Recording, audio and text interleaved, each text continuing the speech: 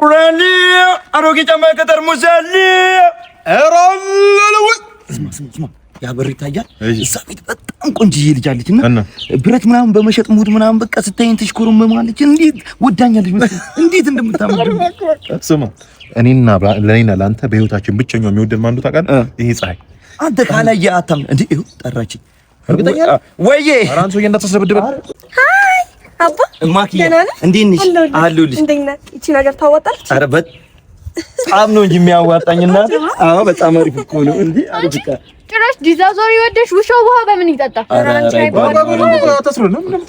እኔ የምልሽ ምንድነው ዲዛዞሪ ምናምን ብለሽ የምትበጣጥሽው? ይኸውልሽ ብረት ቢከፋ ቢዝግ ነው። የሰው ልጅ አይምሮ ግን አይዛግጭ። እውነት ነው። የጓደኛሽ አይምሮ ዝጓል። እኔ የምልሽ እንዳንቺ አይነት ብርቱካን አበባ የመሰለው ቺኮች ግዴታ ነው እንዴ እንደዚህ አይነት ጣውላጋ ቆርፋዳ ቀርቀቡ ከጎን የሚያዝ ብቻሽ ሻይ ልታረጊ ያላ ብቻሽ ሻይ ልታረጊ። ስማ አንተ ትናገረኛለህ፣ አንተ ሳፋ ዞሪ ትናገረኛለህ። ስማ የሰሞኑን ፀሐይ ታውቀዋለህ አይደል?